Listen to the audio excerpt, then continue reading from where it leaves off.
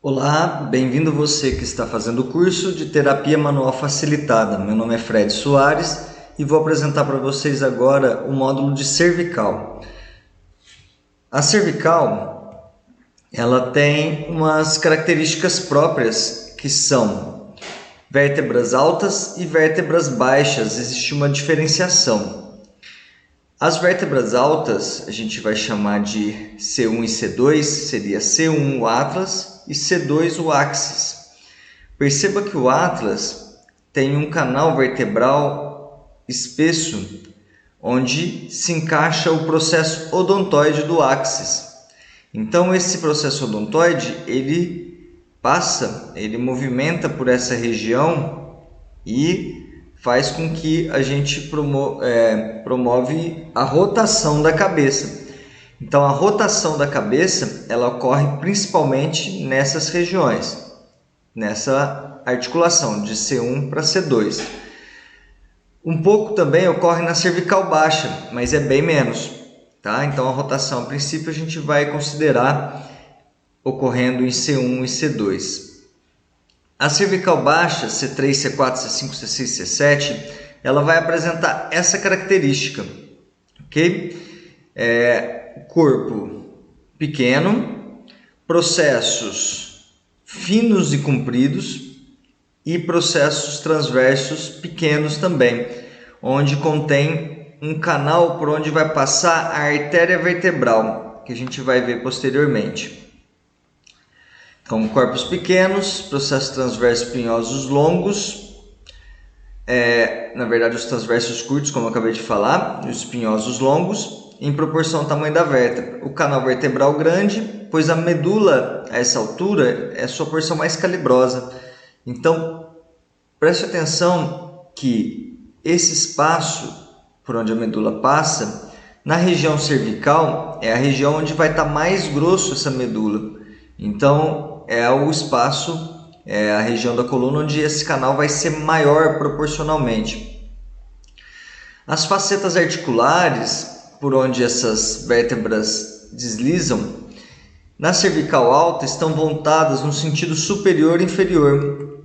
Então perceba que as facetas articulares, onde as vértebras se encostam, elas têm essa direção superior e inferior, justamente para que permita que a vértebra faça a rotação. Nas cervicais baixas, elas têm o sentido anterior-posterior, favorecendo as flexões e inclinações. Então, nas cervicais mais baixas, ela tem uma faceta voltada mais para trás e mais para frente, favorecendo os movimentos de flexão e extensão. Então, essa aqui é uma vértebra lombar, mas só para vocês entenderem, flexão e extensão. Flexão e extensão. Ok? Então, a característica dos ossos das vértebras são essas, ok? Os ligamentos, eles vão ocorrer em toda a coluna, seja ela na cervical, na torácica ou na lombar. E os ligamentos, eles não vão mudar, os ligamentos da coluna. Então, vão ser eles longitudinal anterior, passa pela face anterior do corpo das vértebras, longitudinal posterior, e passa posterior ao corpo da vértebra, ligamento amarelo, passa anterior aos processos espinhosos e posterior ao canal medular. Os ligamentos intertransversários, eles vão estar entre os processos transversos. E os ligamentos interespinhais vão estar entre os processos espinhais, tá? Esses processos espinhosos. Então, esses ligamentos, eles vão ter a função de limitar o movimento. Porque se eu tenho um movimento exagerado, eu posso machucar artérias, eu posso machucar a medula. Então o ligamento ele tem a função de estabilizar a região e não deixar com que o movimento ocorra de forma exagerada, ok?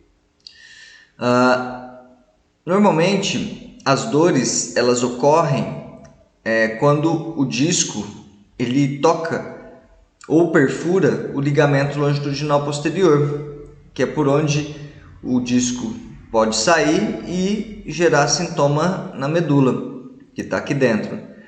Outra condição que é comum é o ligamento amarelo ficar espesso.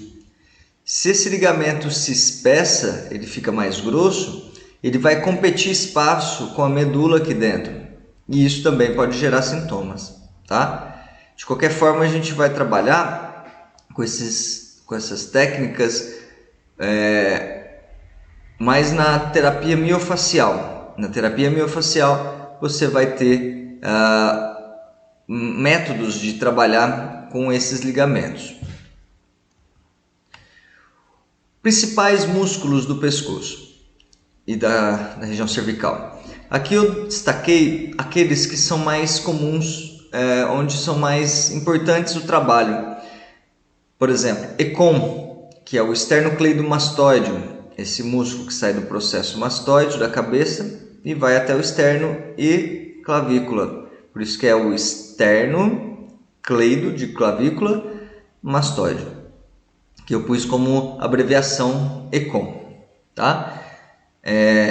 Ele tem, a gente vai ver os detalhes aqui, mas ele atravessa, né? Ele vem da região posterior e lateral para a região anterior e medial. Então ele é um músculo que gera movimentos tridimensionais. Os escalenos, que são esses músculos profundos que passam atrás do ECOM. O elevador da escápula é um músculo que passa na região posterior e vai para a nuca, vai para a região cervical. Esse é da escápula e vai para a cervical. Os paravertebrais, que vão ter vários, por exemplo, o esplênio, o longo da cabeça, o longo do pescoço, e os ióideos. Os ióideos vão ser infra ou supraioideos, que é o osso ióideo que está aqui na região anterior do pescoço. Os supraioideos e os infraioideos. Vamos ver cada um detalhadamente. Como eu disse, o esternocleidomastoide ele tem essa característica tridimensional. Ele sai lá da região da cabeça e vem para a região do peito. A origem, processo mastoide, inserção esternoclavícula. Qual que é a ação do esternocleido? Ele faz tanto a flexão da cabeça, quando ele atua bilateralmente, então, flexão, ou quando ele atua unilateralmente, ele faz a látero com rotação contrária. Então, por exemplo, se o músculo esternocleido esquerdo contrai sozinho, ele traz a cabeça em látero esquerda e rotação direita. Por isso que ele é um músculo tridimensional. Ele trabalha em várias dimensões do espaço. Então é um músculo muito importante para essa região. Qual que é a inervação do esternocleidomastoide? Ele tem ramos de C2 e C3 e partes do nervo espinhal e acessório. Do nervo espinhal acessório, tá? O nervo acessório é o 11º par craniano e ele vai fazer a inervação do esternocleido. Ele é um músculo, ele é um nervo que é o sistema nervoso autonômico. Então, o músculo esternocleido, ele trabalha também de forma autonômica, auxiliando na respiração. Por isso que ele tem essa inervação do nervo craniano. Os escalenos a gente vai dividir em 3 porções. A porção anterior, a porção média e a porção posterior. Perceba que todas elas têm a origem na região das vértebras cervicais e a inserção nas costelas, sendo o escaleno anterior e médio na primeira costela e o escaleno posterior na segunda costela. Então aqui está detalhando qual é. A ação dele é de elevar as costelas na respiração forçada e manutenção do tônus postural cervical. Então o tônus, a rigidez, entre aspas, né, da região cervical, o tônus, a manutenção dessa posição, ela é auxiliada pelos escalenos. E quando eu faço a inspiração forçada, puxo o ar onde preciso de ter a elevação das costelas, eles são os principais músculos que fazem isso. A inervação ocorre pela cervical baixa. Então, quando a gente fala cervical baixa, como vocês já viram, é abaixo de C3. C3 para baixo. Além disso, os escalenos têm uma função que eles estão numa região por onde passa o plexo braquial. O plexo braquial é o conjunto de nervos que saem do braço, que saem da cervical e vão para o braço, a partir de C3 até C7. Então, esse plexo braquial, ele pode ser comprimido pelos escalenos. Ele pode ser comprimido. Então, se a pessoa às vezes tem sintoma neural no braço, o que seriam sintomas neurais? Dormência, dor em ondas, né? Aquela dor que vem em ondas. Esse tipo de sintoma pode ser gerado pelos escalenos, tá? Então a gente vai ter como saber se é os escalenos que está gerando essa dor na parte de avaliação. Elevador da escápula. Elevador da escápula, ele tem a origem no ângulo superior da escápula, nesse bordo mais medial, e a inserção nos processos transversos das 3 primeiras vértebras, cervicais e fáscias occipitais. Então, ele insere na cervical alta e um pouquinho da cervical baixa. Então, ele também influencia diversos comprometimentos na mecânica cervical. É importante. Muitas vezes a pessoa avalia e vê a escápula um pouco mais alta que a outra e acha que isso é uma escoliose. Não, necessariamente. A escoliose ela é fácil de avaliar. Basta pedir para a pessoa fazer uma flexão e você vê a gibosidade. A escápula alta, ela pode estar alta por conta desse músculo que está tracionando. E aí você precisa corrigir tanto a origem quanto a inserção desse músculo. Manipular ou mobilizar a região cervical e a região de escápula para que você consiga neutralizar a ação desse músculo. Tá? Então, antes de ficar alongando, corrija a origem e corrija a inserção. Isso serve para qualquer tipo de tratamento. Por isso que é importante, dentro da terapia manual, a gente ter técnicas manipulativas e técnicas miofaciais. Porque primeiro eu manipulo, ou posso fazer também uma liberação miofacial antes para deixar mais fácil de manipular.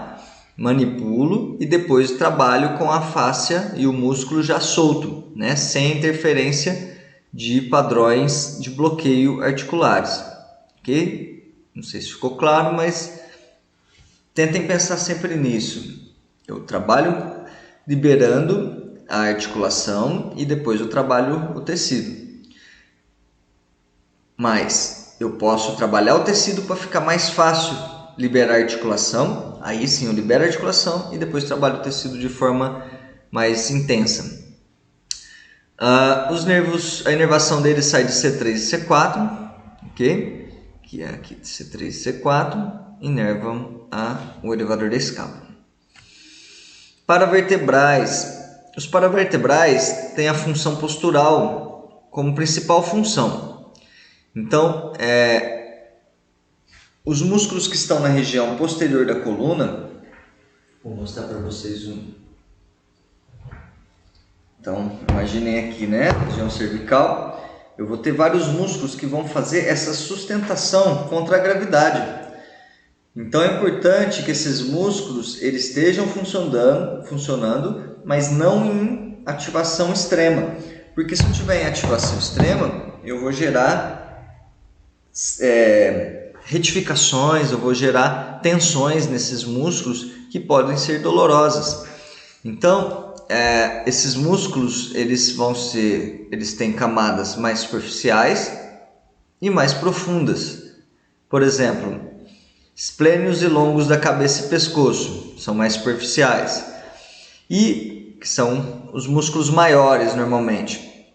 E os pequenininhos que estão lá entre as vértebras, que que são os multifídeos, intertransversários, semiespinhais, rotadores curtos e longos, que são músculos pequenos que estão entre as transversas, ligando as transversas às espinhosas. Então são diversos grupos de músculos que esses pequenos é que vão gerar a fixação da lesão articular. Então, por exemplo, eu durmo numa posição ruim, quando eu acordo eu vou fazer um movimento, o músculo não solta, né? Ele não tem o tempo hábil de permitir esse movimento, então ele entra em espasmo protetor. Então esse espasmo é dado por esses músculos pequenos, tá? Então esses músculos pequenos dos paravertebrais são os músculos que a gente precisa enganar na hora de manipular, ok? É eles que fixam as lesões articulares da coluna. Isso eu estou falando para todos os segmentos da coluna, seja cervical, seja torácico e seja lombar. Os músculos que a gente precisa enganar na hora da manipulação são esses mais profundos, ok? Os superficiais, eles também têm uma influência na região, mas é uma influência um pouco menor, onde a gente vai trabalhar com as técnicas de liberação miofascial. Os músculos supra e infraioides, eles têm pouca influência na cervical, na mecânica da cervical. Eles vão ter mais influência na região de ATM, eles vão ter mais influência na região de tecidos moles da região de garganta, traqueia, esôfago, tá? Mas eles também vão ter inervação pelo nervo facial, que é o nervo craniano, né, do sétimo par, e o nervo trigêmeo, que é o quinto par.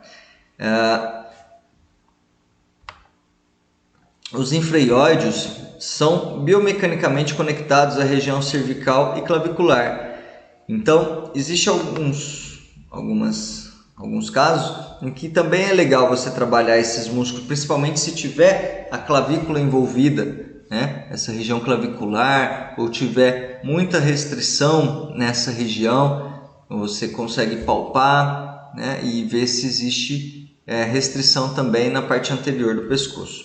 Bom, mas quando a gente trata o esternocleido, a gente já consegue trabalhar principalmente os infraioides também, já na bandeja, tá bom? Aqui falando sobre os discos, né? O disco é uma constante em qualquer parte da coluna. É importante entender a composição do disco, em que a gente vai ter um anel fibroso, que são camadas de anéis que vão delimitar o espaço do núcleo, ok? Então o anel protege o núcleo. E o núcleo tem um material denso, porém gelatinoso, que conduz o vetor de força sobre o disco. Então imagine o disco, quando eu faço uma inclinação para um lado, o disco vai para o outro, certo? Então ele está sempre fazendo o contrabalanceamento das forças que atuam dentro da coluna. Por isso que é fácil herniar um disco, porque se eu vou para um lado e gera uma pressão muito grande, o disco escapa pelo outro. Eu brinco como se fosse um sanduíche. Se eu aperto o sanduíche de um lado, o recheio escapa para o outro. Se eu aperto do outro, ele escapa para um lado. Então, o disco ele vai estar sempre se movimentando, tentando contrapor os vetores de força da coluna, tá? Então, por isso mesmo que os movimentos de flexão são mais perigosos para a coluna de forma geral, porque quando eu faço a flexão, o disco tende a escapar para trás, e atrás é onde eu tenho as estruturas, né, mais nobres, no caso a medula, no caso a raiz dos nervos. Então, quando o disco escapa para frente, na parte anterior, não é tão importante assim, ele não gera tanto sintoma, ele não gera tanto... não atrapalha tanto a pessoa, né? Não gera, normalmente a pessoa nem sabe que tem. Agora, quando ele vem para trás, aí sim eu posso ter sintomas graves por causa do disco.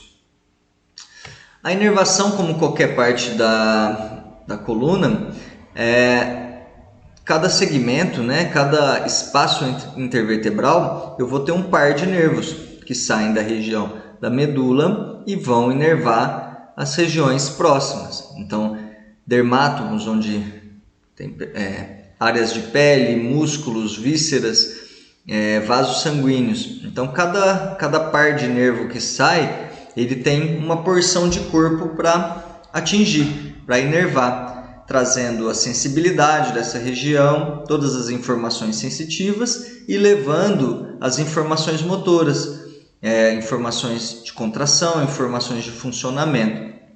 Então, quando eu tenho uma lesão em um segmento, eu vou ter os sintomas nas áreas em que ele atua. Então, eu vou ter perda de sensibilidade na área em que ele está atuando, eu vou ter dor nessa região, o meu músculo que é inervado por esse segmento vai perder a função, vai ficar mais fraco, né? Então, cada segmento desse vai ter uma área do corpo em que ele vai atuar. Tá? Isso a gente chama de dermátomos, quando é pele, miótomos, quando são os músculos, né? Que são as áreas de músculos inervadas por esse segmento. Viscerótomos, quando são órgãos e vísceras, angiótomos, quando são vasos sanguíneos, e esclerótomos, quando são ossos. Então, cada parte do corpo vai ter o seu segmento que será o responsável por essa região. Tá? Aqui, após a L2, eu já vou ter a caudequina, né? Isso a gente vai falar melhor na parte lombar. Tá? Na parte cervical, eu vou ter apenas a medula, né? Com essas ramificações a cada segmento. Então, dá uma olhada no plexo braquial, tá? Que eu tinha falado para vocês. Ele pega a raiz das regiões cervicais e vão formar os nervos que vão, por exemplo, nervo frênico, que vai para o diafragma, nervo subclávio, que vem para a região do braço. Então, quando essas raízes elas emergem lá da medula, elas se anastomosam, elas vão se unindo uma à outra, formando complexos, que no caso a gente chama de plexo, que vão inervar, por exemplo, o plexo braquial, no caso da cervical, vão inervar a região do braço. E a gente consegue ter um mapa onde cada dermátomo, nesse caso aqui, atua. Por exemplo, se eu tenho falta de sensibilidade no polegar, eu associo a raiz nervosa de C6. Então eu vou lá na região de C6, vou lá na região de C6 e avalio. Vejo se ela tem vocês vão aprender a avaliar, mas vejo se ela tem posterioridade, se ela está dolorida, né? Se ela está rígida nessa região, ou se é alguma área acima dela que está rígida e provocando o sintoma aqui, porque é comum, e o mais comum, na verdade, é que a região que esteja gerando o sintoma não seja a região que está causando o sintoma. Eu brinco que é como se fosse um trabalho, imagina uma empresa. A pessoa que para de trabalhar, no caso a região que bloqueia, ela vai sobrecarregar uma outra pessoa que vai ter que trabalhar a mais para compensar essas pessoas que pararam. Então, se eu tenho um sintoma, como eu disse, na região do polegar, eu preciso avaliar, ver se é a C6 que está bloqueada e gerando esse sintoma no polegar, ou se é outras áreas que pararam, que bloquearam e estão fazendo a região de C6 trabalhar em excesso, ok? Por isso que não dá para eu vir direto em C6 e manipular. Eu tenho que avaliar para ver se é mesmo C6 que está precisando ser manipulada ou se é outra região que está gerando sintoma em C6, ok? Então, com esse mapinha, a gente consegue ter uma ideia, né, de quais áreas que estão sendo acometidas. Bem, a C8 é a raiz que sai entre C7 e T1, ok? Então é por isso que ela é chamada de C8. Sistema nervoso autonômico são aquelas informações, né, que vêm de normalmente nervos cranianos, tá? E nervos que vão, por exemplo, para a região orgânica. Por quê? Os órgãos e outras funções, né, por exemplo, aqui a salivação, contração da pupila, batimento do coração, peristaltismo, etc., liberação hormonal, você não precisa pensar para fazer. São funções automáticas, por isso que chama autonômicos. Então, esse tipo de função ele pode estar alterada também, né? E aí a gente começa a pensar que tipo de comprometimento eu posso ter que esteja gerando problemas autonômicos, tá? Isso a gente trabalha mais com nervos cranianos, mas existem outros nervos, por exemplo, o nervo vago, que passa pelo sistema nervoso, pelo esternocleidomastoide e que vai ativar e inervar a região digestória. Então, se eu tiver algum problema digestório e eu relacionar, por exemplo, um encurtamento de esternocleido, aumento do tônus de esternocleido, eu posso ter uma interferência no nervo vago que pode estar gerando um sintoma digestivo, por exemplo. Então, as funções orgânicas, elas têm relação com os nervos também. E eu preciso trabalhar tanto os nervos da coluna, quanto os nervos que passam, por exemplo, o nervo vago que passa na região do esternocleido, tá? Que é o nervo craniano. Eu não vou entrar muito em detalhe em nervos cranianos, porque seria uma outra questão, seria um outro módulo para a gente estar trabalhando.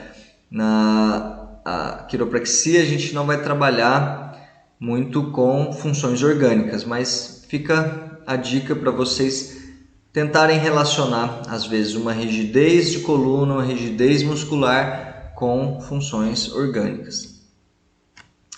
A vascularização da cabeça e do pescoço, ela vai se dar por ramos da artéria aorta, certo? E ramos da artéria vertebral, que passa pelos canais vertebrais que a gente tem nas vértebras. Lembra que eu mostrei para vocês nos ossos? Então essa artéria sobe por esses canais e vai associada às carótidas, que são ramos da aorta, fazer toda a vascularização da cabeça e pescoço. E o retorno venoso ele se dá pelas veia jugular interna e veia jugular externa.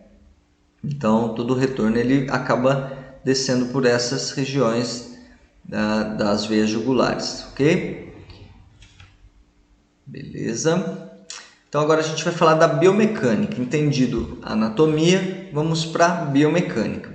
Aqui, como em todos os casos do curso, todos os módulos, a gente vai falar em parâmetros maiores e parâmetros menores. Parâmetros maiores são aqueles movimentos que são mais perceptíveis, como, por exemplo, planos de movimentos complexos, como flexo-extensões, rotações, lateroflexões e suas infinitas combinações. Então, todos os movimentos, grandes movimentos que a gente tem, a gente vai pensar, colocar eles dentro dos parâmetros maiores.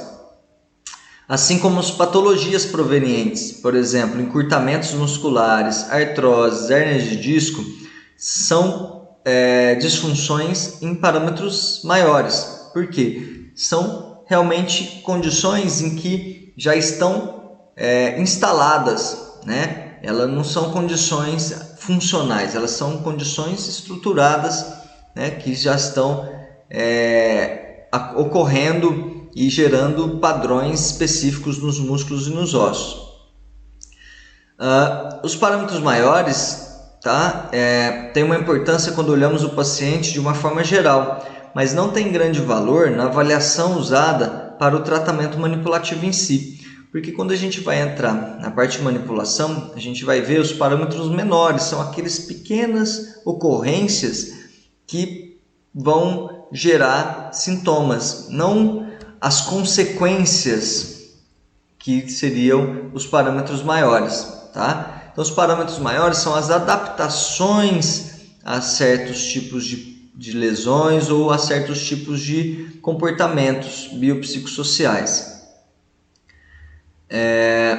Por exemplo, emocionais. A pessoa que ela é mais tímida, ela tende a se fechar. E esse se fechar, ela vai gerando um padrão em parâmetros maiores, um encurtamento muscular e eventualmente algum tipo de problema.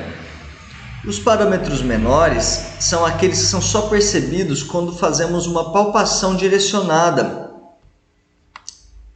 intencional, em busca de pequenas diferenças no movimento no local avaliado, seja ele articular, muscular, visceral, craniano.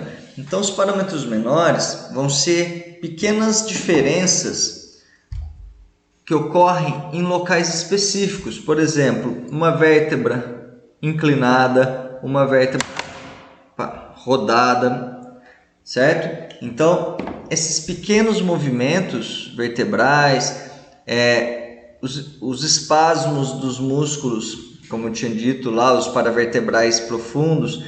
Então, esse tipo de comportamento bem focal é que a gente vai chamar de parâmetros menores, e são eles que a gente vai ter que avaliar para poder desfazer esses padrões. Tá? Quando esses pequenos movimentos estão bloqueados, eles podem gerar grandes prejuízos para a biomecânica local.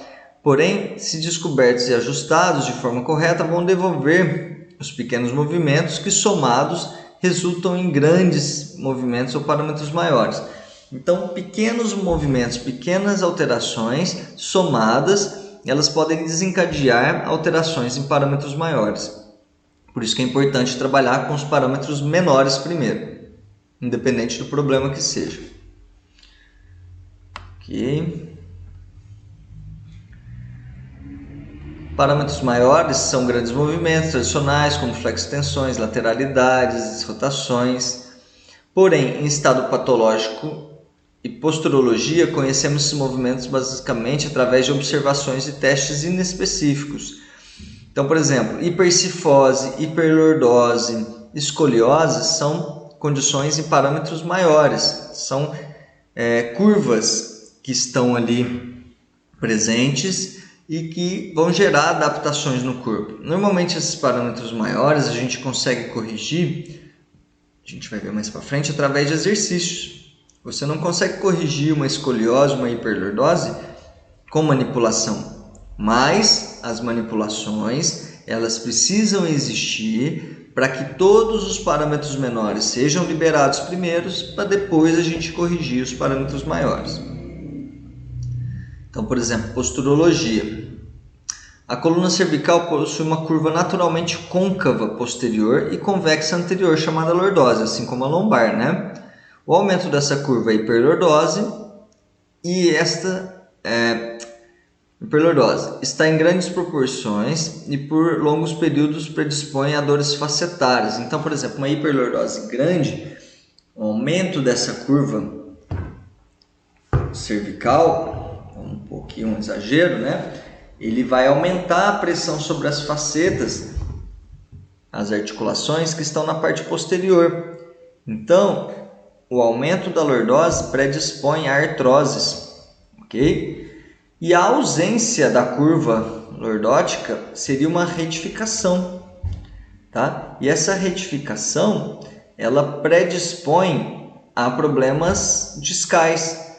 Porque se eu tenho uma coluna muito reta, eu predisponho o disco a vir para a região posterior, ok? Então, uma hiperlordose eu predisponho a dores facetárias, artroses, e uma retificação eu predisponho a dores por disco. Bom, então a ausência da curva chama-se retificação. As escolioses, seja ela em C ou em S, são formadas justamente porque o corpo se orienta pela horizontalidade do olhar. Sendo assim, a região cervical é uma zona de alta taxa de compensação. Portanto, ajuste fino inconsciente do corpo em caso de escoliose temporária ou permanente terminam na cervical. Como assim, Fred? Por exemplo, eu tenho uma escoliose lombar que me inclina para a direita. O meu corpo, eu não vou andar assim, olhando de lado. Eu vou manter a horizontalidade do olhar. O corpo sempre se referencia pelo olhar. Então, independente de como a gente pode estar torto, a cervical ela sempre vai tentar manter a horizontalidade do olhar. É por isso que a região cervical ela sempre vai ser a última compensação para qualquer disfunção que eu tenha no corpo. Então, se eu estou com um problema, por exemplo, cólica abdominal e me flexiono, né, e fico muito tempo nessa posição, qual que vai ser a correção da cervical? Fazer uma extensão para eu manter a horizontalidade do olhar. Se eu estou com uma dor em que me inclina para um lado, a cervical vai estar sempre corrigindo para manter a horizontalidade do olhar. Então, a horizontalidade do olhar é a referência última do corpo e a cervical ela vai sempre estar buscando manter essa horizontalidade. Tudo isso é feito de forma inconsciente, tá? É por isso que padrões patológicos mantidos por muito tempo vão gerar uma série de eventos que podem culminar em, às vezes, uma hérnia de disco na cervical, mas que na verdade está sendo causada por uma compensação que está vindo lá da lombar. Por isso que a gente não pode tratar só uma área específica, eu tenho que tratar tudo, porque aquilo pode estar vindo de uma cascata de eventos. Aqui eu pus alguns exemplos só para vocês entenderem. Por exemplo, aqui uma curva natural e aqui uma pessoa olhando para baixo. Como que está as vértebras cervicais nessa situação?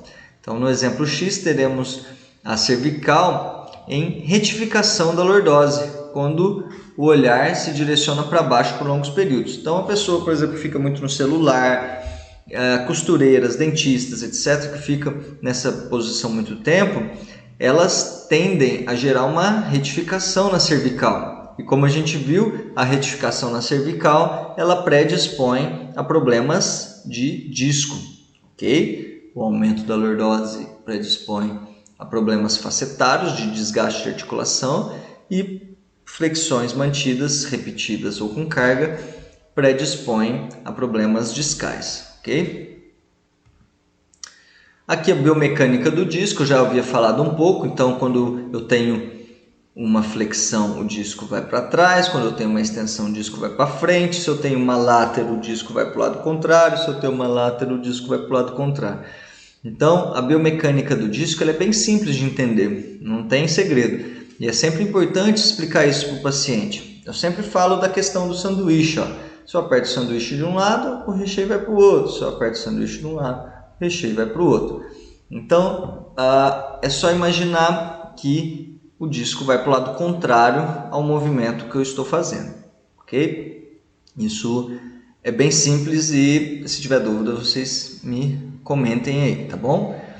Então, agora a gente entra em parâmetros menores, que é a análise do movimento ou da ausência de movimento anotada entre qualquer estrutura do corpo. Portanto, qualquer restrição ou ausência de movimento será considerada uma disfunção. Se eu avalio uma perda de movimento em alguma região da cervical ou uma dificuldade, olha, eu consigo ir para a esquerda, né? Vamos falar a vértebra, ela vai para a esquerda, mas não consegue ir para a direita, isso já é uma disfunção. Eu preciso atuar em cima disso, eliminando esses parâmetros menores para depois eliminar os parâmetros maiores. Por exemplo, aqui eu peguei um exemplo de joelho, tá? Articulação no joelho com dificuldade de fazer movimento de rotação à esquerda, tá? Enquanto os movimentos de látero direita, flexões, extensões e rotações permanecem livres. Isso é um tipo de disfunção em parâmetros menores. Vamos considerar ainda as adaptações sofridas pelos tecidos moles, que entram também em bloqueio e devem ser tratados com terapia miofascial. Então, por exemplo, esse joelho, ele perdeu apenas o movimento de rotação para a esquerda. Todos os outros movimentos estão preservados. Então, esse movimento de rotação à esquerda, como ele não está ocorrendo, a tendência dos tecidos moles é se adaptar a essa condição. Então, os músculos e os ligamentos, os tecidos, cápsulas, etc., eles vão se adaptar a essa ausência de rotação à esquerda. Então, eu preciso ganhar essa rotação à esquerda, quebrar esse padrão para que todos os tecidos moles também venham acompanhar esse novo padrão, esse novo movimento. Então, olha aqui, biomecânica em parâmetros menores, né? A vértebra ela vai se comportar tanto em flexão quanto em extensão. Então, eu tenho pequenos movimentos, né, de flexão, que somados vão gerar os parâmetros maiores, né, de flexão, e pequenos movimentos em extensão, que somados também vão gerar os movimentos em parâmetros maiores. Tá? Quando eu tenho uma flexão, as facetas se afastam. Então, olha aqui, ó, elas se afastam. Quando eu tenho uma extensão, as facetas se aproximam. Tá? Então, por isso que na flexão eu tenho uma predisposição ao disco e para trás, e na extensão eu tenho uma predisposição ao disco e para frente. Devemos considerar esses movimentos como mínimos e que somados fazem os movimentos em parâmetros maiores, tá bom? Então acho que isso já está ficando claro, né? O que é parâmetro menor e o que é parâmetro maior. Látero. Na lateroflexão, as facetas do lado da inclinação se fecham, as facetas do lado contrário se abrem. Então, olha aqui. Se eu faço uma lateroflexão, essa faceta ela se aproxima e essa faceta, olha aqui, né, se afasta. Se eu tiver uma inclinação para o lado contrário, essa faceta de cá se aproxima e essa faceta de cá se afasta. Ok? E as rotações. Na rotação, a faceta do lado da rotação se aproxima e as do lado contrário a rotação se afasta. Então, se eu faço uma rotação para esquerda, as facetas do lado direito vão se aproximar e do lado esquerdo se afastar. Então, deixa eu ver como é que eu mostro isso para vocês. Ó. Vamos virar assim. Então, por exemplo, eu rodei aqui para a direita. Então, a faceta do lado direito se afasta e a do lado esquerdo se aproxima. Se eu rodar para a esquerda, a faceta do lado esquerdo se afasta e do lado direito se aproxima. Então, as facetas, vamos imaginar que quando eu giro, uma se aproxima e a outra se afasta. Quando eu giro para o outro lado, a do lado que eu rodei se afasta, do lado contrário se aproxima. Tá. Aqui está o contrário, tá, pessoal? Acabei de ver esse erro aqui, vocês me perdoem, tá? Eu repassei, mas está ao contrário. Então, do lado que eu rodo se afasta e do lado contrário se aproxima, tá bom? E as disfunções? Então, a gente vai falar primeiro das disfunções em parâmetros maiores, tá? As disfunções em parâmetros menores... Tá, aqui está falando de parâmetros menores através de dois tipos diferentes de quick scan. A gente vai falar mais para frente dos parâmetros menores. As disfunções em parâmetros maiores da cervical serão as hérnias de disco, que são as patologias com maiores incidências, e as artroses, que a gente já vem falando. Tá? Hérnia de disco. Então, por que ocorre hérnia de disco? Eu tenho dois fatores principais. As de causa interna são a desidratação do disco, que deixa ele mais frágil e quebradiço. Então, a falta de movimento, normalmente as pessoas muito sedentárias ficam muito na mesma posição, o disco ele reidrata pelo movimento. Então, se eu não tenho movimento, ele tende a ficar mais seco e quebradiço. Isso é uma causa que predispõe à hérnia de disco. E as causas externas. Então, somando um disco quebradiço e uma causa externa, o que seria uma causa externa? Movimentos excessivos, excessivamente mantidos, então muito tempo numa mesma posição, excessivamente repetidos, tá? Muitas vezes, várias vezes, ou com carga associado a um fator interno, que é uma desidratação, isso predispõe a hérnias de disco. Então, movimentos mantidos, repetidos ou com carga de forma excessiva predispõem às hérnias de disco, tá? Pessoal, deixa eu só fazer uma coisinha. Fiquei incomodado aqui, só para mudar essa questão aqui, tá bom? Para não ficar... Afastam e se aproximam, tá? Ok, senão depois eu esqueço de corrigir isso aqui, tá bom? E essa parte aqui também a gente vai tirar por enquanto, porque eu estou falando de parâmetros maiores, tá bom, gente? Desculpa. Então vamos voltar aqui ao disco, tá? Então a associação desses dois fatores, interno e externo, são os que geram as lesões, tá? Porém não são os únicos. Então fatores principalmente internos relacionados à dieta, hábitos de vida e genética são também importantes na questão do disco, tá? O parâmetro maior que mais predispõe a hernia de disco dolorosa são as retificações lombares e cervicais e a hipercifose torácica. Então, lembra? Retificação predispõe a problemas discais. A gente já havia falado isso aí.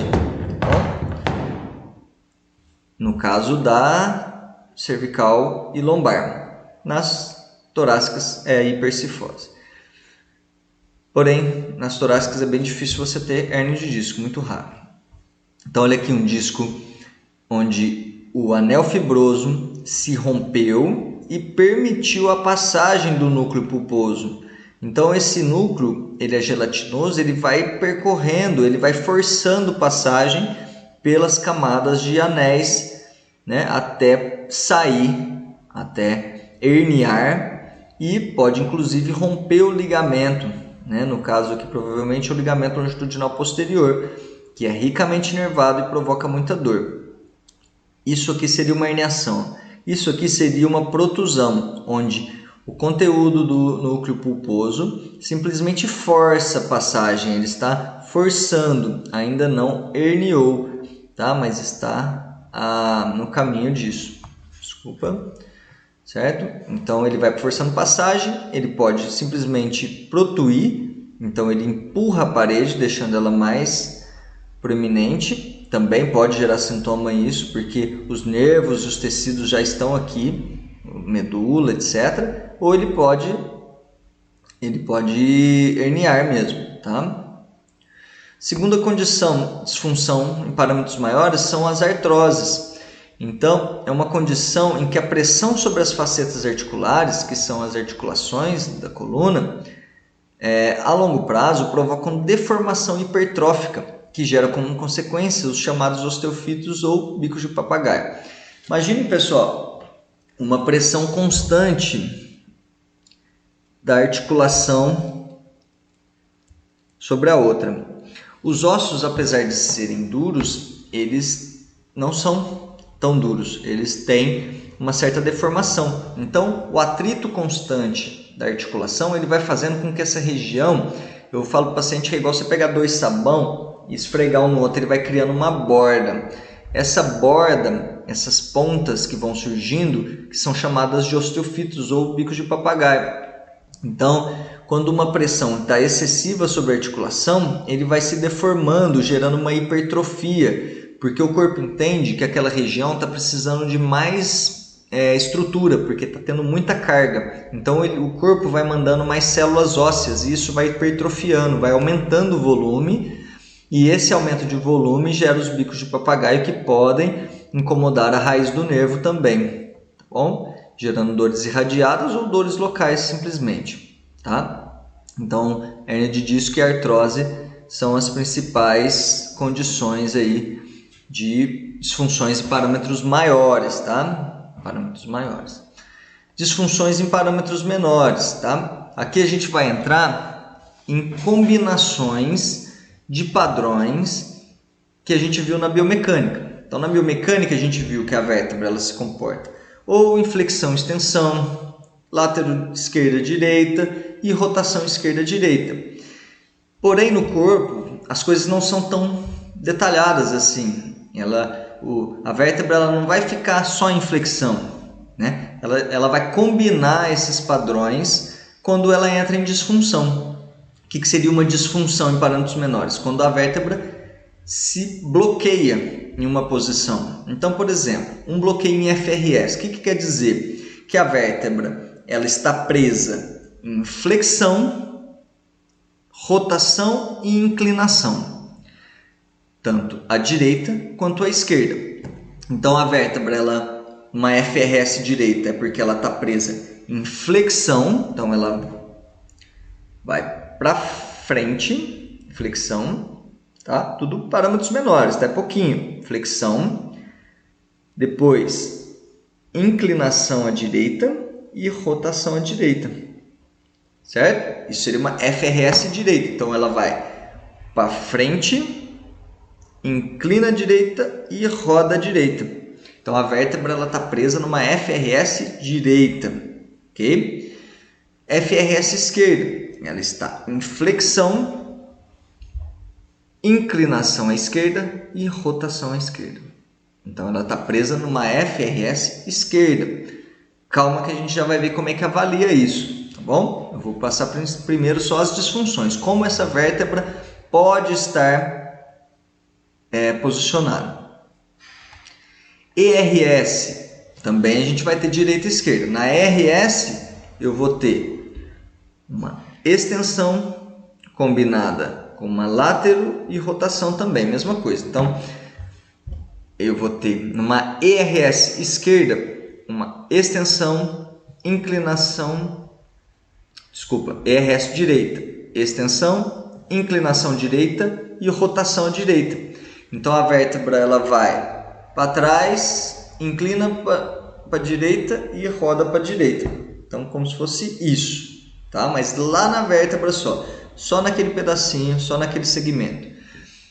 ERS esquerda, ela vai extensão, inclinação esquerda e rotação esquerda. Então a vértebra lá ela vai estar posicionada desse jeito, tá? Dica importante já, toda vez que a vértebra roda, e ela vai estar presente tanto na F quanto na E, ela vai ter o processo transverso, né? Os processos transversos, quando uma vértebra roda, eu vou pôr aqui olhando de cima, ela vai ter um lado que vai ficar mais posterior que outro, um processo transverso que vai ficar mais posterior. Então perceba nessa posição o processo transverso e imagine ele girando.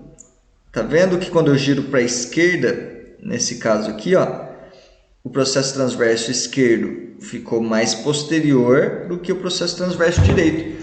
Então a vértebra, ela tem, vou ficar mais para trás para vocês verem, ó, processo transverso. Quando eu giro para a esquerda, o lado direito avança, o lado esquerdo vem para trás. Então, através dessa posterioridade, eu consigo ver para que lado que essa vértebra rodou.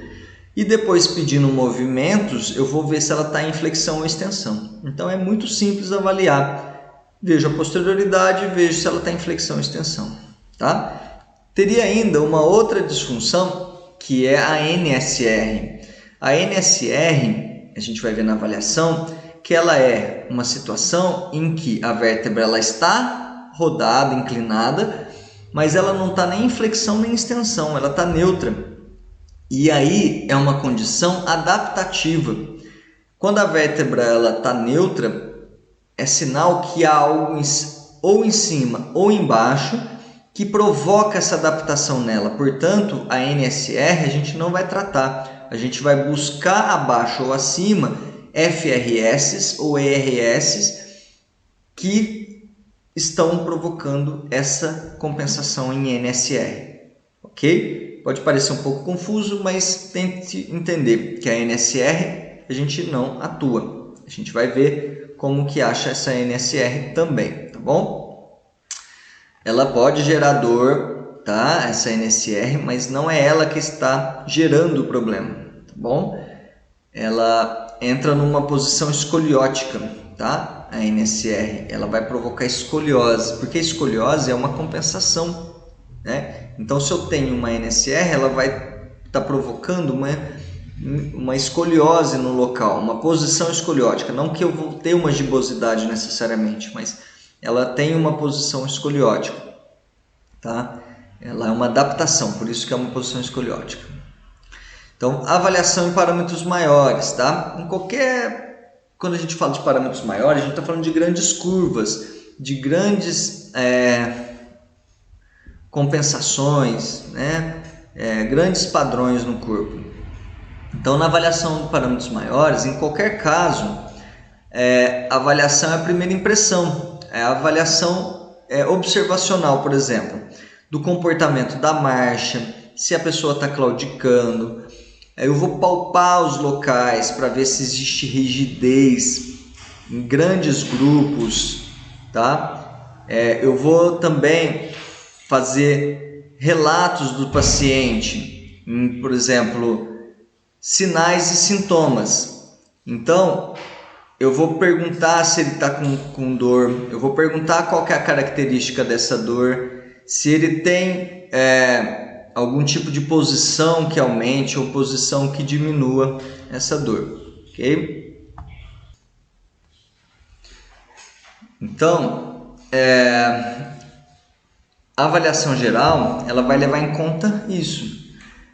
Por exemplo, exemplo de dores, né? Dor neural é uma dor intermitente, ou seja, ela tem altos e baixos.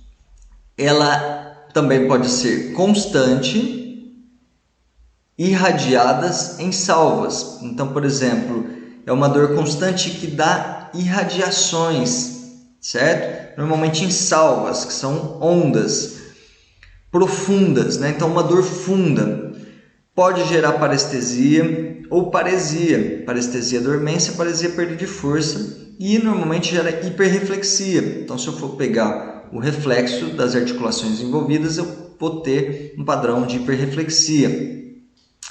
Normalmente a dor neural, ela tem posições que aumentam ou diminuem, tá? Por isso que é importante eu perguntar para a pessoa, olha, sentado é pior, em pé é pior, porque sentado, né, eu posso ter uma condição, um posicionamento vertebral que alivie a compressão, por exemplo, na raiz do nervo.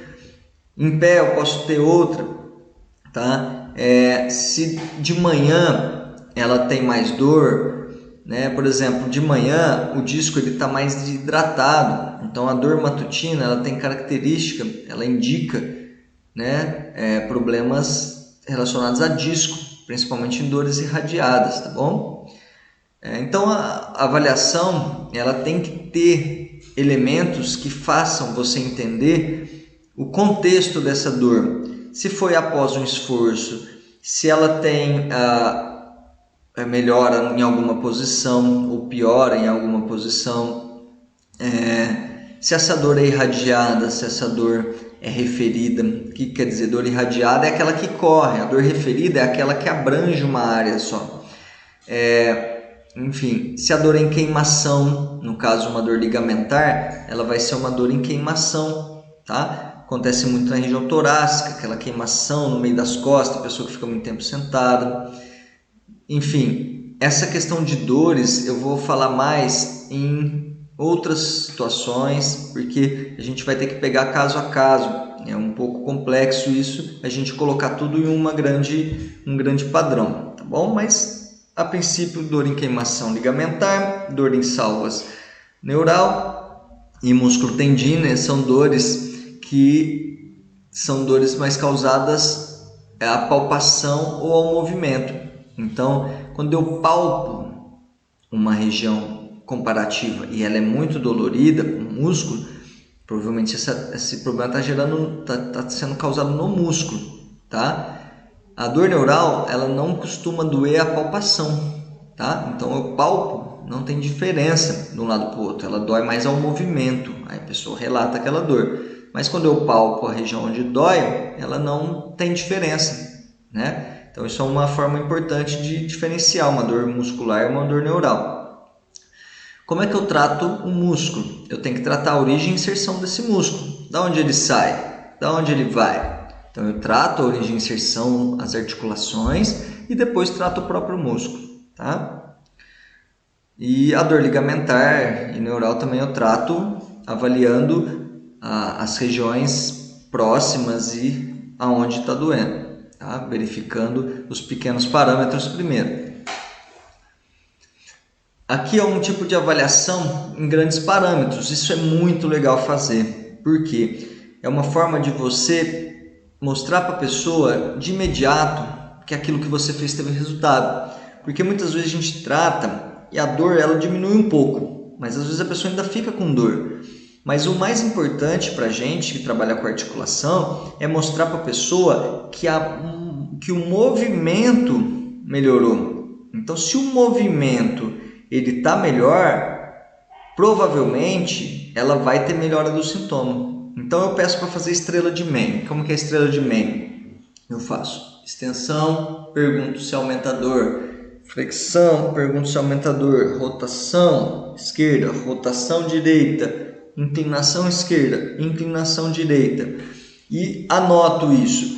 Coloco lá dor à flexão ou limitação à flexão, dor à rotação direita ou limitação, sempre comparativo, vejo o quanto que ele vai à esquerda e vejo o quanto vai à direita. A direita não está indo, eu coloco limitação na rotação direita, tudo isso na minha avaliação. E isso vai, depois que eu trabalhar, eu peço para fazer de novo todos esses movimentos e vejo se houve ganho no movimento. Se houver ganho no movimento, por exemplo, no torcicolo, é 100% de certeza que se houve ganho, melhora da mobilidade, os sintomas também vão se reduzir. O que a gente precisa explicar para a pessoa é que esses grandes parâmetros, né, eles mostram que houve a melhora da mecânica. Porém, como essa pessoa veio de uma lesão, existe ainda uma inflamação ocorrendo ali, só que com a melhora do movimento essa inflamação não tem mais por que existir. Então, assim que essa inflamação residual que já estava ali passar, com o próprio movimento, essa inflamação deixando de existir, o residual vai passar. Então, em 24 horas, essa inflamação residual saindo, a pessoa já vai perceber a melhora mais nitidamente. Ok? Então sempre orienta a pessoa assim, olha, pode ser que você fique um pouquinho de dor ainda, porque existe uma inflamação residual, mas como a gente já ajustou a mecânica, ela não vai ter por que acontecer mais a inflamação. Então, provavelmente em 24 horas você já vai perceber uma melhora do sintoma de dor maior, tá? Então é importante falar isso para a pessoa não ficar assustada ou ficar achando que não resolveu. Então a gente faz uma conduta e aguarda o corpo responder. Faz a conduta e aguarda o corpo responder. Por isso que eu não posso fazer condutas muito próximas uma da outra, porque eu preciso desse tempo para o corpo reagir. Ok? Então é isso. A estrela é super importante. Eu peço para todos os pacientes fazerem, tá bom? Teste de Klein, tá? Esse teste é interessante antes de manipular cervical, porque tem pessoas que têm comprometimento da artéria vertebral. Lembra da artéria vertebral que passa pelo aquele canalzinho nos processos transversos? Então, o que eu peço para garantir que essa pessoa que eu não vou ter problema em manipular essa pessoa? Eu peço para fazer um movimento de lateroflexão e extensão. Então, eu faço uma látero e extensão. O que eu estou fazendo aqui? Eu estou fechando a artéria vertebral esquerda, eu estou deixando ela comprimida. Se houver sintoma, por exemplo, de visão turva, tontura, nistagmo, nistagmo é quando o olho vibra ou ele se direciona, ele muda o seu direcionamento, a manipulação cervical é contraindicada. Eu posso fazer deitado isso, peço deitado, peço uma extensão e uma inclinação e fico olhando o olho da pessoa. Deixo ali por 90 segundos. Se houver qualquer tipo de sintoma desses que eu referi, você não vai manipular a cervical, ok? Você vai fazer outro tipo de trabalho, miofacial, musculoenergia, mas a manipulação em trust você não vai fazer, ok? Então esse é um teste para contraindicar a manipulação cervical. Agora a gente vai trabalhar, eu vou falar para vocês dos principais comprometimentos que eu posso ter nos nervos ou no braço. Porque toda vez que a gente pensa em cervical, a área mais atingida pelos problemas cervicais vão ser os braços. Por quê? A gente falou do plexo braquial. Ele sai da região do pescoço e vai para os braços, tá? Então, existem testes que vão mostrar para a gente se aquele sintoma irradiado do paciente ele está sendo causado na raiz, ou seja, na coluna, lá na raiz do nervo, ou se está sendo causado no trajeto, por exemplo, nos escalenos que eu falei para vocês. Então, existem vários pontos por onde esse plexo passa, onde ele pode ser comprimido e isso gerar sintomas, tá? Então, nem sempre os sintomas de dor irradiada vão ser do pescoço, às vezes é dos músculos ou do trajeto por onde esse nervo está passando. Uma das coisas que eu já quero chamar a atenção aqui é o seguinte: perceba que o plexo braquial, que é o amarelinho, ele corre junto com a artéria, tá? Então isso é importante porque quando a gente for avaliar, a gente vai perceber o pulso. E o pulso vai indicar para a gente se está tendo compressão nesse conjunto vasculoneural, tá? Porque isso acaba sendo envolto por tecidos e vira uma coisa só. Então, se eu tenho uma dificuldade do sangue em passar, eu vou também ter provavelmente uma compressão neural, tá? Então, vamos começar. Teste de Jackson. Teste de Jackson, eu comprimo a cabeça primeiro reta e depois inclino pelas laterais. Então, vamos supor nesse caso que a pessoa tem uma dor no braço direito, uma braquialgia direita. Se eu comprimir reto e a pessoa relatar que aumenta o sintoma, provavelmente não, certeza que esse problema está vindo das raízes, da cervical, porque eu comprimi o pescoço e ele disparou o sintoma. Então, está tendo uma compressão na raiz.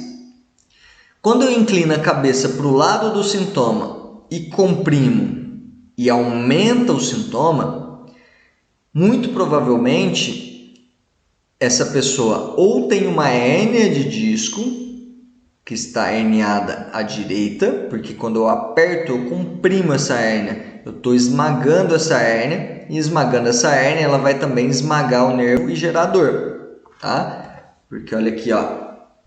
Olha como é que é uma hérnia, e quando eu comprimo ela, ela vai também esmagar o nervo, ó. Então, se eu inclino para o lado da dor e ela aumenta, provavelmente é uma hérnia de disco. Se eu inclino para o lado contrário e empurro e a dor aumenta, pode ser uma protusão. Por quê? A protusão ela aumenta do lado contrário. Lembra, ó, se o sintoma é à direita, eu inclino à esquerda e empurro, o disco ele vai abaular para a direita, então ele empurra o nervo. Então, quando eu vou para o mesmo lado do sintoma e comprime e dói, é uma hérnia, porque eu estou beliscando a hérnia. Se eu for para o lado contrário, empurro e dói, provavelmente é uma protusão, porque quando eu empurro, ele abaula o disco, como se fosse uma bexiga, né? Ele empurra e faz o nervo doer. Então, para fins de padronização, a gente vai colocar dor com inclinação homolateral como hérnia, dor com inclinação contralateral como protusão. Há também a homolateral, pode ser uma artrose, porque eu estou fechando o canal aqui também, tá? Então, hérnia ou artrose, tá bom? Então, teste de Jackson. O importante é saber que está vindo da cervical, a gente vai tratar ali. Depois o teste de Addison consiste em, aqui está só a metade do teste, eu preciso pegar o pulso radial, por exemplo, dor também do lado direito, vamos supor. Eu pego o pulso radial, né, aqui da radial, e vou observar a força e a frequência desse pulso. Tendo pegado esse pulso, eu peço para a pessoa girar a cabeça para um lado e girar a cabeça para o outro. Se houver baixar o pulso, então se eu estou pegando o pulso, peço para a pessoa virar a cabeça, seguro um pouco. Se eu ver que esse pulso baixou ou perdeu força, é sinal que houve compressão dos escalenos. Então o escaleno diminuiu a passagem do fluxo do sangue e aí eu sinto aqui na artéria radial a diminuição desse fluxo. Só que como a artéria passa junto com os nervos, provavelmente esse sintoma também está sendo causado pelos escalenos. Então é uma forma de direcionar o tratamento. Então fiz o Jackson, não teve alteração, nem para um lado nem para o outro. Pego o pulso, peço para virar a cabeça para um lado e peço para virar a cabeça para o outro. Seguro na faixa de 20 a 30 segundos. Vejo se houve mudança no pulso radial. Se houver mudança nesse teste, provavelmente a compressão é no músculo escaleno. Aí eu vou tratar os escalenos. Como é que eu trato o músculo? Trato a origem e a inserção. Os escalenos, no caso, as vértebras cervicais e as costelas. E depois trato o músculo propriamente dito. Teste de Eden. Esse teste ele vai buscar uma compressão da clavícula sobre o plexo braquial. Então, eu peço para a pessoa fazer uma extensão uma abdução de 30 graus e uma hiperextensão do membro superior. Então, eu peço para ele fazer uma abdução com uma extensão. Quando eu faço isso, eu estou gerando uma compressão na infraclavicular. Então, na região infraclavicular, sobre o plexo braquial e a artéria subclávia. Então, eu pego o pulso, faço esse teste e vejo se há diminuição do pulso. Se houver diminuição do pulso, indica que essa clavícula possa estar comprimindo e espremendo a artéria e os vasos e os nervos entre a clavícula e a primeira costela. E aí a gente tem que tratar isso, tá bom? Teste de Wright. O teste de Wright ele vai ver a compressão no peitoral, tá? Então eu peço para a pessoa fazer uma abdução e uma rotação externa de 90 graus. O teste e pega o pulso. O teste será positivo se o pulso diminuir ou se reproduzir os sintomas. Nesse caso, a gente deverá tratar o peitoral, ok? Só um detalhe. No teste de Eden, com essa mão eu empurro a clavícula inferiormente, ajudando a comprimir o vaso e o nervo abaixo da clavícula. E aí, se eu gerar o sintoma, eu tenho que tratar a clavícula, tá bom? Então é só com essa mão aqui eu ajudo a comprimir. Esse detalhe. Mas isso aí a gente vai ver também depois nos vídeos, tá? Avaliação, isso tudo que eu falei, pessoal, avaliação em parâmetros maiores, tá? Parâmetros maiores. Agora a gente vai avaliar os parâmetros menores. Como que eu vou avaliar? A primeira coisa que eu preciso fazer é ver se existe restrição de movimento. Então, como que eu faço isso? Ponho o paciente sentado e vou fazer uma pega em bico de pato, tá? Então, essa pessoa sentada, eu vou fazer a posição de bico de pato, que é isso aqui, ó. Aqui vai ficar, olha aqui, eu vou pôr a vértebra, ó. Eu vou fazer essa pegada, ó, bico de pato, e vou fazer a mobilização póstero-anterior da vértebra, com a outra mão segurando na testa. E vou de ponto em ponto verificar se ocorre um movimento. Então, se a vértebra ela avança e quando eu tiro a pressão, se ela recua. Então, eu vou testar o quick scanning. O que é quick scanning? É um scanning rápido para ver se essas vértebras elas estão movimentando, tá? Esse é um teste inespecífico. É só para tentar achar a região que está bloqueada. Ainda não é específico. Esse é um quick scan, é um tipo. Eu ainda vou ter fazer compressões com as mãos cerradas sobre a espinhosa. Aqui não é mão cerrada, né? É pegada em thumb, né? Coloquei errado aqui. Deixa eu já arrumar, tá bom? Com as mãos em bico de pato, tá?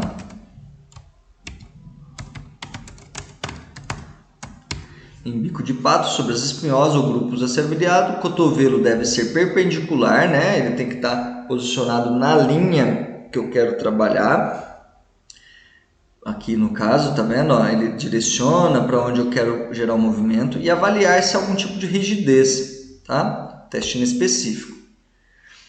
Depois eu vou ter avaliação em quick scanning látero-lateral. Aqui eu achei essa foto, mas não está na posição correta. Na verdade, a posição correta seria colocar a mão de cada lado da cabeça com os dedos posicionados sobre as transversas para que eu empurre de um lado para o outro, tá?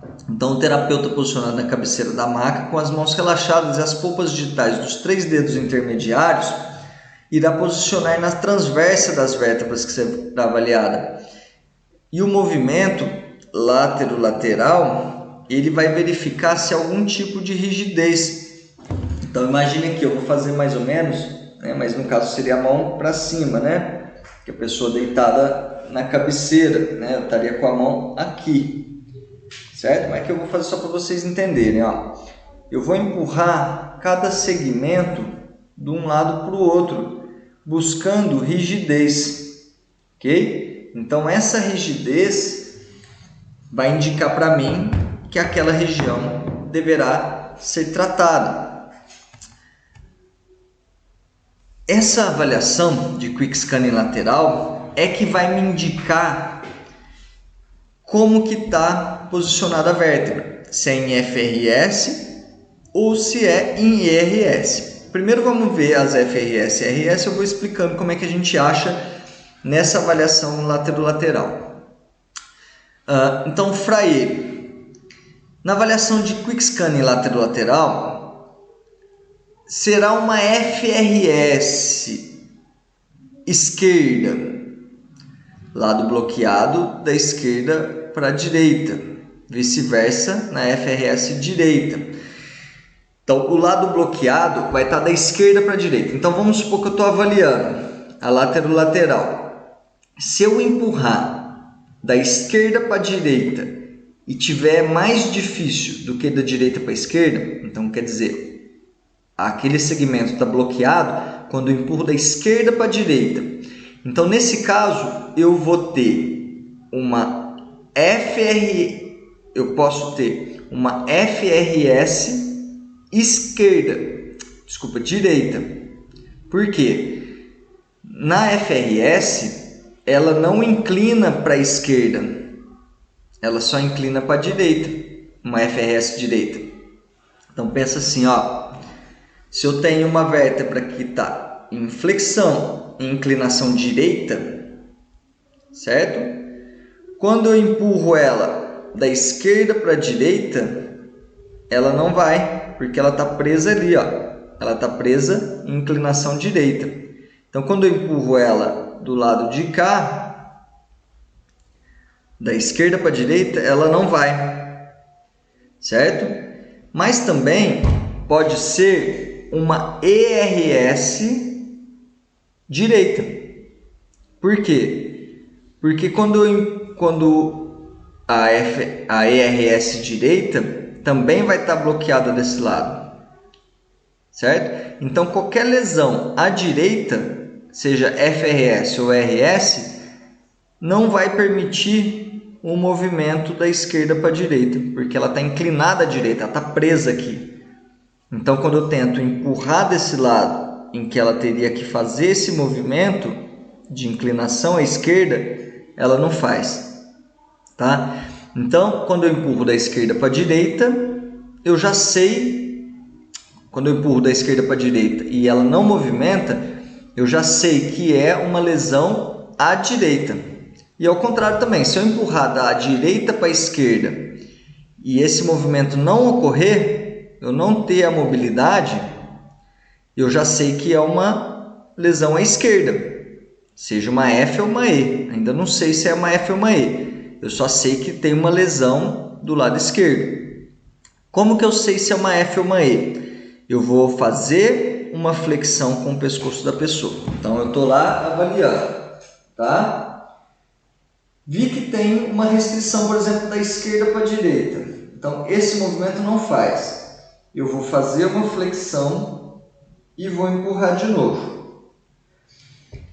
Se o movimento soltar, é uma F. Por quê? Se eu fiz uma flexão, eu coloquei do jeito que está bloqueado. Então, se eu coloquei do jeito que ela já está, ela vai movimentar. Se eu colocar em extensão e o movimento liberar, é uma ERS. Então, primeiro eu identifico o lado, se é uma direita ou esquerda. Depois eu identifico se é uma F ou se é uma E. Certo? Então, de novo. Empurro da direita para a esquerda. Esse movimento está bloqueado. Sempre comparativo, né? Eu empurro dos dois lados. Eu vejo que um lado não vai. Então, se eu empurro da direita para a esquerda e ele não vai, eu sei que ele está inclinado à esquerda. Certo? Então, ou é uma F ou uma E. Como é que eu sei para saber se é uma F ou uma E? Primeiro eu faço uma flexão e tento de novo. Se liberar, é uma FRS. Se é uma FRS esquerda. Se eu faço uma extensão e o movimento libera, é uma ERS esquerda. É confuso isso, é difícil. Então, põe na sua cabeça. Quick scanning lateral. Se ele não movimenta da esquerda para a direita, eu vou ter ou uma FRS direita ou uma RS direita. Se eu faço o quick scanning e ele não movimenta da direita para a esquerda, então ele está bloqueado, eu sei que é a esquerda. Então aí eu faço o teste, uma FRS esquerda ou uma ERS esquerda, tá? Essas dúvidas vão ser frequentes, isso é um pouco complicado, mas eu vou auxiliar vocês em outros materiais para vocês ficarem mais seguros com essa avaliação, tá bom? Deu um errinho aqui. Então vamos lá. Na avaliação de quick scan lateral, deitado será uma RS esquerda quando o lado bloqueado da direita para a esquerda, tá?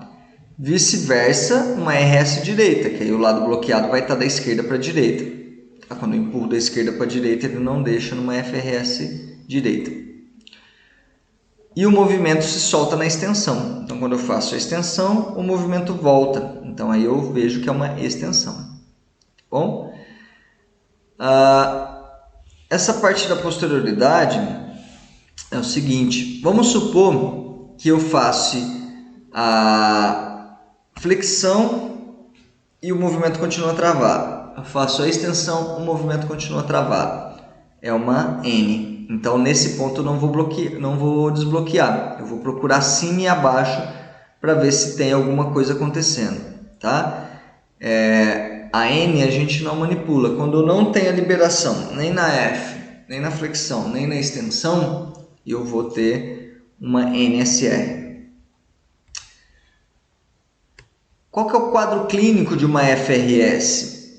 É tentar fazer um movimento contrário ao que ela está. Então, se a FRS é uma direita, por exemplo, eu estou com flexão, né, a vértebra, flexão, inclinação e rotação à direita. Se eu tentar fazer extensão, inclinação ou rotação à esquerda, eu vou ter dor, porque ela está bloqueada nessa posição. Ela está fácil de fazer a flexão, inclinação e rotação à direita, mas o contrário ela não vai conseguir fazer. Então, o que mantém essa F posicionada, além dos músculos que se adaptam a essa posição, é o disco que vai estar bloqueado do outro lado. Porque lembra, quando eu inclino para um lado, o disco vai para o outro. Então, quando eu tento ir para o outro lado, o disco vai estar bloqueado aqui. Ele não vai deixar eu ganhar esse movimento contrário, tá? Então, Isso pode gerar dores irradiadas também. Avaliação, né? O paciente decúbito ventral com a cabeça em posição neutra. O terapeuta posicionado na cabeceira da maca com as mãos relaxadas e os 3 dedos nas transversas. Para ser FRS, o movimento lateral bloqueado precisa melhorar na flexão. Então a gente dá o nome da lesão para o movimento que ele consegue fazer, que acompanha a lesão, certo? Só que a gente tem que corrigir fazendo o movimento contrário ao que ele faz.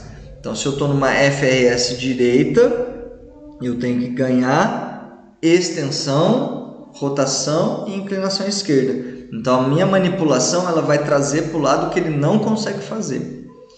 Tá? Então, a FRS direita não consegue fazer o contrário. Então, a minha manipulação vai ser para ele fazer o contrário. Tá? Então, ela está em flexão, eu vou ganhar extensão.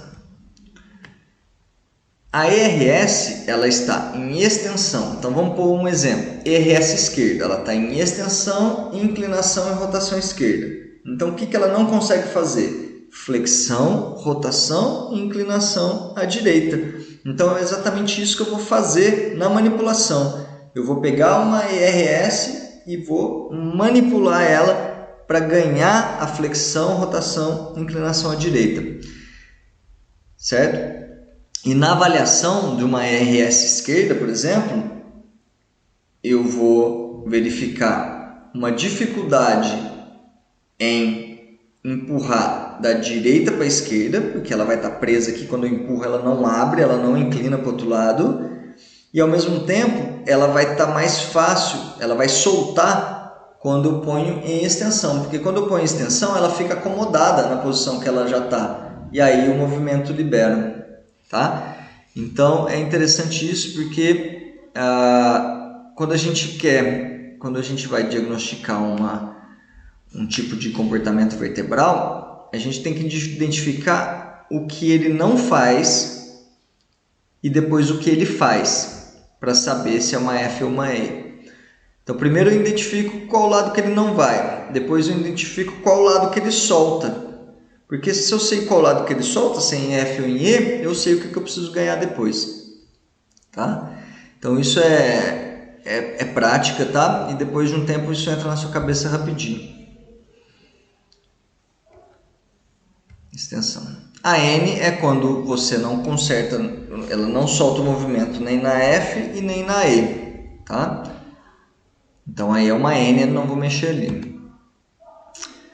Tratamento em parâmetros maiores, então a gente volta um pouquinho em parâmetros maiores. O tratamento, ele é exercícios ativos, tá? Eu não consigo reverter uma curva escoliótica, eu não consigo reverter uma hiperlordose através de técnicas passivas, tá bom, pessoal? Isso aí não tem mágica, não tem jeito.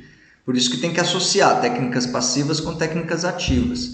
Normalmente eu indico para técnicas ativas quando o paciente melhora acima de 80%. Aí eu mando ele já para a parte ativa para manter essa melhora e ganhar os últimos 20%.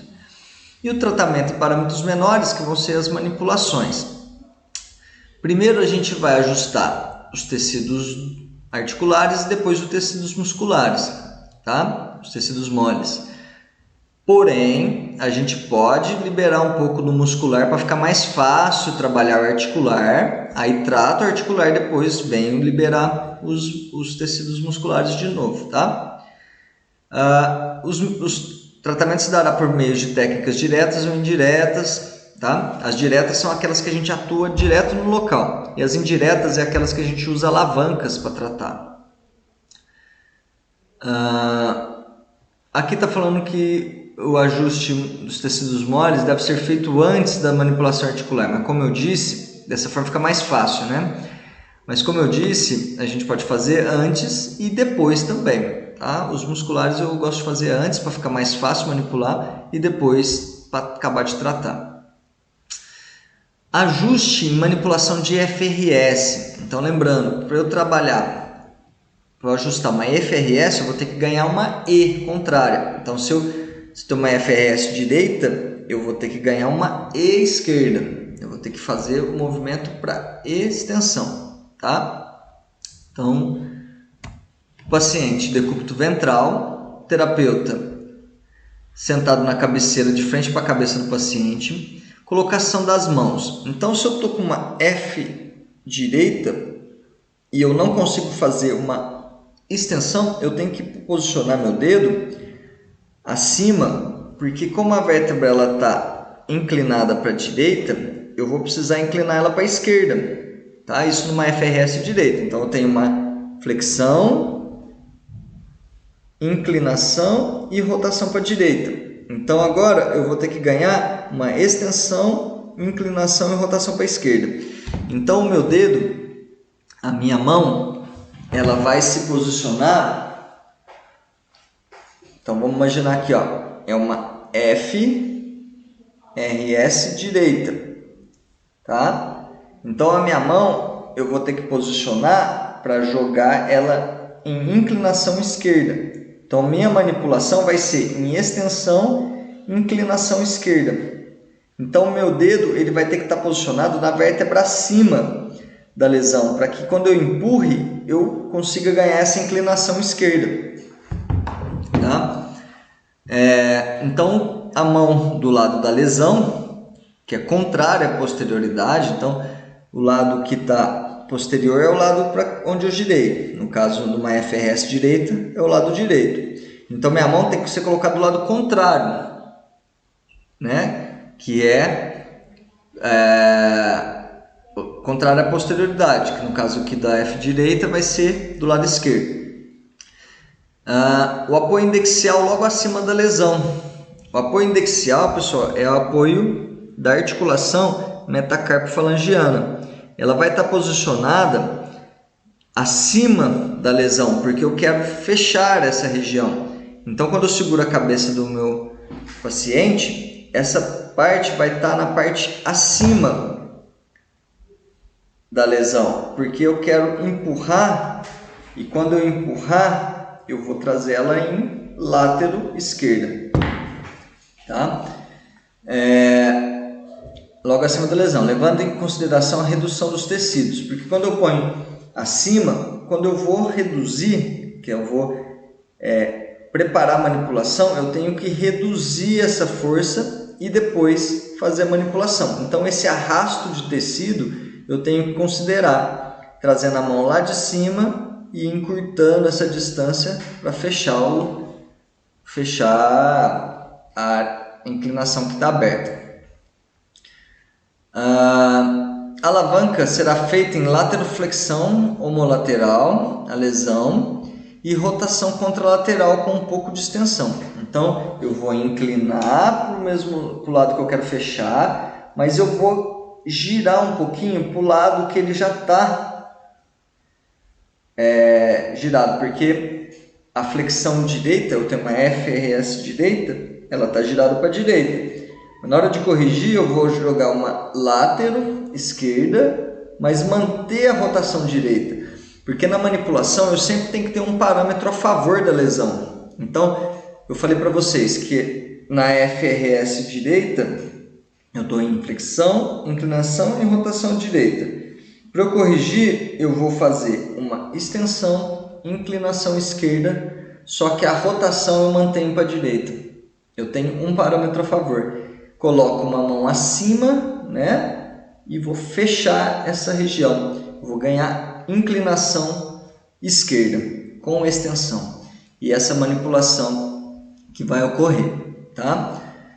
A manobra consiste em uma explosão do peitoral curto e rápido, fazendo uma lateroflexão nas facetas que estão abertas. Então vamos lá de novo, ó. Eu vou repetir bastante porque é complicadinho de entender, ó. Flexão, inclinação e rotação direita. Para manipular, eu vou colocar o dedo indexial acima para poder fazer uma látero esquerda com extensão, mantendo a rotação direita. Tá? Vocês vão ver isso nos vídeos, vai ficar mais fácil. Então imagina aqui, ó. Vou fazer o contrário agora. FRS esquerda. FRS esquerda. Eu vou posicionar minha mão, vou ganhar látero direita, extensão e manter a rotação esquerda. Vou reduzir os tecidos, porque tem pele, músculo, eu vou aprofundar meu toque. E depois com uma explosão, movimento rápido e curto. E é rápido e curto mesmo, não é movimentos grandes, é praticamente só uma contração isométrica dos peitorais. Eu vou ganhar essa inclinação para o lado contrário que eu não consigo fazer. A manipulação ela tem que ser rápida e curta, porque eu estou gerando um movimento tão rápido que o músculo que está fixando essa lesão, ele não tem tempo de se contrair. Então eu dou um susto nesse músculo e ele desprende e deixa o movimento acontecer. Por isso, se eu for devagarzinho, esse músculo ele vai falar, opa, tem alguma coisa acontecendo, e vai puxar de volta. Então ele não vai permitir que eu ganhe um movimento que não que tá bloqueado. Então tem que ser rápido, tá? Então o movimento de manipulação é rápido. Esse é um ajuste para FRS, tá vendo? Ó? Então olha aqui, se ele está manipulando, né, é nesse sentido, ó, apoio indexial, empurrando para ganhar uma látero direita aqui. Então provavelmente não, esse paciente ele está com uma FRS esquerda. Então ele está com uma FRS esquerda, porque aqui ele está ganhando a direita. Então ele está corrigindo em extensão e látero direita, ok? Como que eu avalio uma FRS esquerda? É quando a minha mão no Quick Scanning ela tem dificuldade de empurrar a vértebra da esquerda para a direita. Uma FRS esquerda, ela tem dificuldade, de empurrar da direita para a esquerda. Então, quando eu vou da direita para a esquerda, que é justamente o movimento que eu vou ganhar depois na manipulação, ela não vai. Então, uma FRS esquerda, a vértebra está assim, inclinada para a esquerda. Então, quando eu empurro da direita, ela não inclina para a direita. Então, no Quick Scanning, quando eu empurro da direita para a esquerda, ele não vai. Da esquerda para a direita, vai. Da direita para a esquerda, não. Então, eu posiciono o meu dedo e faço esse ajuste e manipulo. Tá? Isso a gente vai ter que repetir algumas vezes, por isso que eu vou fazer algumas lives ainda para explicar isso aí, tá? Porque realmente é confuso. Ajuste e manipulação para ERS. Aqui a gente está falando de manipulação. Existe ainda a musculoenergia, tá? A musculoenergia, ela ainda é uma das coisas que eu não coloquei no curso, porque... Deixa eu só até ver uma coisa aqui. Sim. A musculoenergia, ela vai depender da contração dos músculos para fazer essa manipulação, mobilização em musculoenergia, tá? Então eu não coloquei porque ela é mais complicada e demanda um pouco de a sensibilidade local. Então isso vai ter que ser numa próxima situação. Mas vamos para a manipulação. Na ERS, a posição do paciente terapeuta vai ser a mesma. Só que a colocação da mão agora vai ser um pouco diferente. Por quê? Porque agora ele está numa vamos pôr uma ERS direita. ERS direita. Então, na avaliação, eu não vou conseguir fazer da esquerda para a direita, porque ele não vai deixar inclinar para o lado contrário. Então, ele está numa ERS direita. Como que eu vou... Qual o movimento que ele perdeu? Ele perdeu uma F esquerda. Então, qual que vai ser a posição que eu vou manipular? Eu vou tentar fazer uma F, R, A esquerda. Eu vou abrir esse espaço. Então, a posição da mão, vamos mostrar aqui, ó. Então, aqui é uma FRS esquerda. Então, uma ERS esquerda, a pessoa está em extensão, rotação e inclinação esquerda. Então perceba que agora eu vou ganhar uma flexão e uma rotação direita, justamente para abrir essa extensão. E nesse caso o parâmetro que vai estar a favor vai ser a inclinação. Percebe que a inclinação ainda está para a esquerda. Eu só faço a flexão e a rotação para a direita. E aí eu manipulo.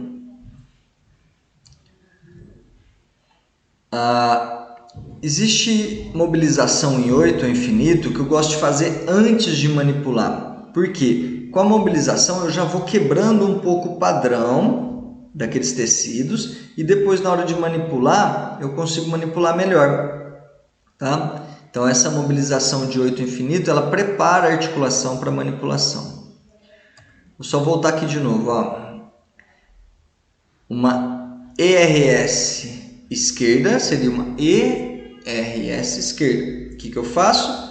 Eu preparo em flexão e em rotação direita. A inclinação continua à esquerda. E vou fazer a manipulação em rotação para quebrar esse padrão e ganhar em flexão e rotação direita. Então, como é que eu faço a mobilização infinita? Posição do terapeuta e do paciente vai ser igual se eu fosse fazer o quick scanning lateral. A execução que é diferente, porque quando eu estou fazendo o quick scanning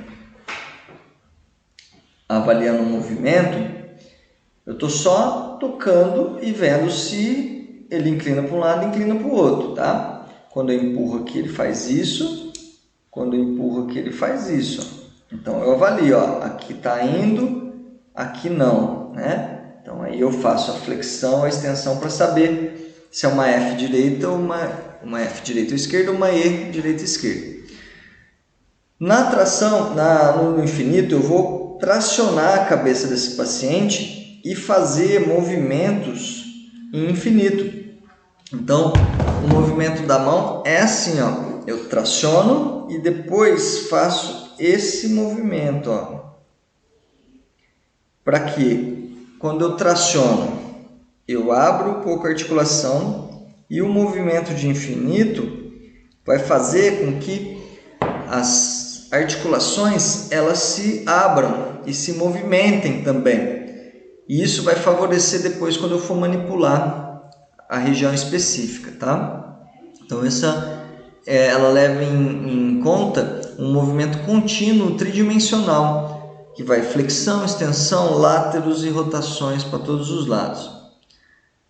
A gente vai fazer até sentir que está mais soltinho e aí depois a gente vai lá para a manipulação em si. Eu gosto de fazer isso até no sentido, eu faço a avaliação de quick scanning, vejo as restrições, faço a mobilização em 8, depois testo de novo. Muitas vezes eu nem preciso manipular, só de eu fazer essa mobilização em infinito eu já libero a articulação, não preciso nem de fazer as manipulações. Essa é muito interessante. Essa tração cervical com bombeio eu só faço após liberar tudo que tem de bloqueio na cervical. Então eu fiz a mobilização em 8, avaliei em quick scanning, vi que tinha uma FRS, NRS, corrigi. FRS ou ERS, corrigi. Depois que eu corrigi tudo, eu faço essa tração com bombeio. O que significa essa tração? Eu traciono pela cabeça, gerando uma tração em toda a cervical, como se eu fosse fazer o infinito.